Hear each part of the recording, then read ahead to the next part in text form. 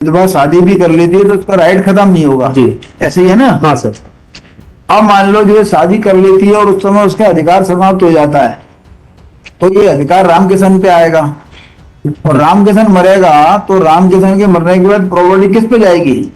Suit file होने के 20 साल पूर्व इसकी मृत्यु हो गई थी मर गया। और ये ज्वाइंट प्रॉपर्टी दावा कब लगाया था? ये पहले तो मरेगा तो मुनियाबाई पे तो आएगी प्रॉपर्टी, मुनिया राम किशन पे मुनियाबाई पहले तो मरने के बाद ही शादी करेगी ना। जरूरत क्या है? यदि आप जो मानते हो मन खुशी की प्रॉपर्टी तो खतरा क्या करेगा? निवेदन ये था सर, चूंकि वो ज्वाइंट प्रॉपर्टी में अपने चाचा लोगों के साथ सामलाती रूप से खेती कर रहा था, पोजीशन सबका था। मुनियाबाई ने दूसरी शादी कर ली जी, कब शादी करी, क्या करी, इसके संबंध में भी प्रॉब्लम है, अभी कुछ क्लियर नहीं है। हाँ सर, उसके लो इसने शादी कर भी ली और मन खुशी का लड़का था राम किशन जी, और राम किशन एक्सपायर हो जाता है जी, तो राम किशन की प्रॉपर्टी किस पे जाएगी? भाई ये मन खुशी का हिस्सा राम किशन पे आ जाएगा। मान लो ये दूसरी शादी कर लेती है मुनियाबाई, मान लो मुनियाबाई दूसरी शादी कर लेती है जी, उसका हिस्सा चला गया जी। पुराने कानून के हिसाब से 2005 में वो कानून भी संशोधित हो गया, संशोधित हो गई है ना। जी। विधवा को भी वो सॉरी विधवा यदि जो है विधवा को शादी भी कर लेती है तो विधवा शादी भी कर लेती है तो उसका राइट खत्म नहीं होगा जी। ऐसे ही है ना। हाँ सर। अब मान लो जो है शादी कर लेती है और उस समय उसका अधिकार समाप्त हो जाता है तो ये अधिकार राम किशन पे आएगा और राम किशन मरेगा तो राम किशन के मरने के बाद प्रॉपर्टी किस पे जाएगी? उसकी माता पे जाएगी, भले वो शादी कर चुकी हो या नहीं कर चुकी, आप लोगों पे तो आएगी नहीं। If my lord permission me, then I join this. हाँ बिल्कुल। आप तो पहले जो मैंने बोला वो समझ में आया आपको? इसका उत्तर दीजिए। मतलब मेरा इसमें सबमिशन ये था कि ये जो मन खुशी था, ये सूट फाइल होने के 20 साल पूर्व इसकी मृत्यु हो गई थी, मर गया। और ये ज्वाइंट प्रॉपर्टी दावा कब लगाया था? ये दावा फाइल हुआ 11/5/2015 11/5/15 को माय लॉर्ड दावा लगाया। सूट फाइल हुआ। दावा के पहले 20 साल पहले भी मर गया, माय लॉर्ड ठीक है। 20 साल पहले जब मरा था बच्चा जो है इसका पैदा हो गया था, बच्चा इसका पैदा हो गया था और इसमें बच्चे को पैदा करने के बाद में और इसमें आपने लिखा है ये लगभग एक्सपायर हुआ है सन 14 में। ये सब राम किशन हैं? राम किशन एक्सपायर ऑन 1 फरवरी 2015। मैं वही तो बोल रहा हूँ, आपने लिखा ना लगभग 1 वर्ष पहले, तो मैं उसको 14 ही मान रहा हूँ। मतलब एक जो नामांतरण अरे बता दीजिए कब एक्सपायर हुआ? 1 फरवरी 2015। 1 फरवरी 2015 को माय राम किशन एक्सपायर हुआ। आफ्टर डेट माय लॉर्ड तो मन खुशी एक्सपायर हुआ 20 साल पहले, यानी कि लगभग 1995 में। तो 95 में मन खुशी एक्सपायर हुआ तो प्रॉपर्टी किस पे आ गई? प्रॉपर्टी पहले दोनों पे आई, मुनिया और राम किशन पे। तो मतलब दोनों पे नहीं आई थी। अरे पहले तो मरेगा तो मुनियाबाई पे तो आएगी प्रॉपर्टी, मुनिया राम किशन पे। मुनियाबाई पहले तो मरने के बाद ही शादी करेगी ना। डेफिनेटली माय लॉर्ड, बट हुआ ये है कि जैसे ही डेथ हुई है इसके फादर की, ये कुछ दिन के बाद ही चली गई थी। कहाँ पे? दूसरी शादी लिखा है। दैट इज तो चलो चली भी गई तो ये पूरी प्रॉपर्टी राम किशन पे आएगी या नहीं आएगी? मान लो उस लॉ को मान लें, उस समय माइनर था राम किशन, अगर उसके साथ कोई ना कोई गार्जियन आएगा।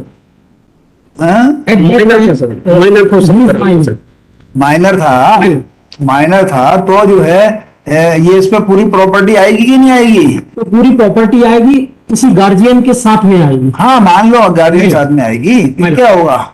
आ गई। तो ऐसा कोई डॉक्यूमेंट या ऐसा कोई खसरा जो है मुनियाबाई ने पेश नहीं किया है जिसमें ये शो हो रहा हो कि मुनियाबाई का और उसका जो माइनर सन था दैट इज राम किशन, ऐसा कोई खसरा नहीं था सर। क्या खसरे की जरूरत क्या है? यदि आप जो मानते हो मन खुशी की प्रॉपर्टी तो खसरा क्या करेगा?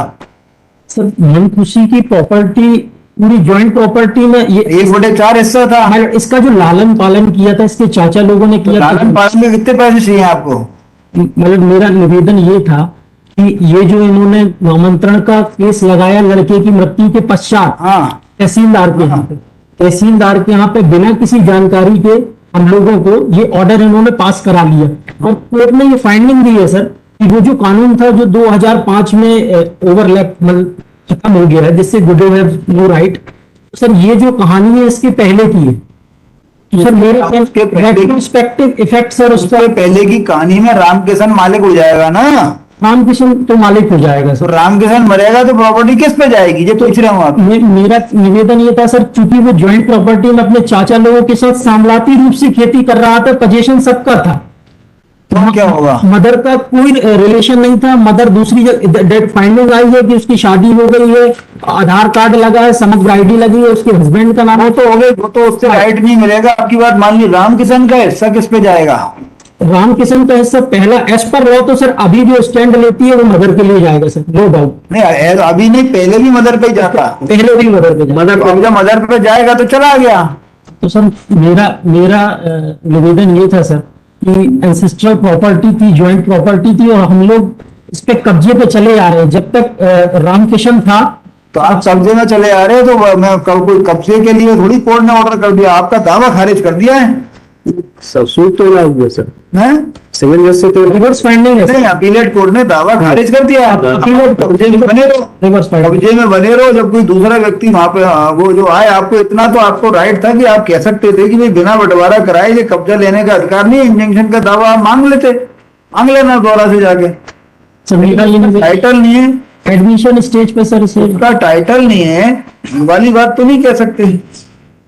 सिर्फ उसने नामांतरण मदर ने लगाया, मतलब sir mala fide intention sir show हो रहा है कि बच्चे की मौत के तुरंत बाद, उसके पहले कोई इंटरफेरेंस अब ज्यादा से ज्यादा प्रॉपर्टी बेचेगी नहीं। तो राइट ऑफ प्रीएम्पशन लगा दीजिए, दूसरा दावा लगा दीजिए। तो सर हमारा ये निवेदन था तब तक हमें ये लिबर्टी दे जाए, थर्ड पार्टी राइट क्रिएट ना की। राइट ऑफ प्रीएम्पशन का दावा लगा दीजिए, उसमें स्टे मांग लीजिए। सर मीन वाइल प्रॉपर्टी किसी को बेचेगी अब, तो आप जो एक दावा लगा दीजिए कि हम इसकी प्रॉपर्टी खरीदने को तैयार हैं, ये किसी और को ना बेचे। उसको राइट ऑफ प्रीएम्पशन का दावा होता है ना, घर की प्रॉपर्टी घर में बनी रहेगी, इसको विड्रॉ कर लीजिए, मैं आपको दावे की लिबर्टी दे देता हूँ।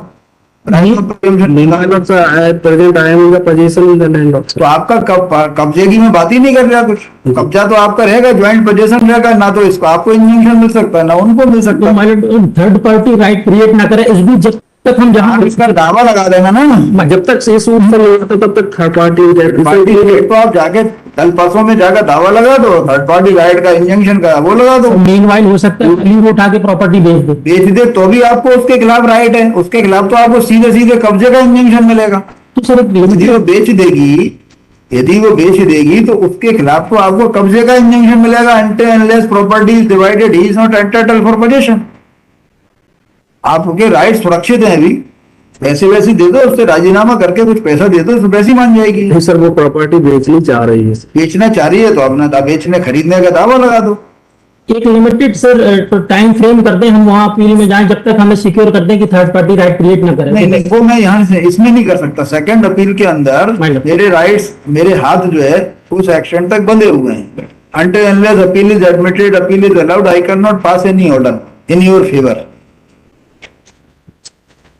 ठीक है, उसका राइट तो दिख रहा है। As per new amendment model, हैं? As per new amendment. कैसा भी हो, लड़के का राइट है, लड़के के पास लड़के की माँ का फर्स्ट क्लास की लीगल एयर है।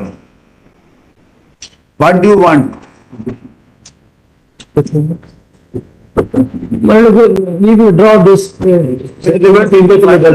For preemption. For the Prem sir.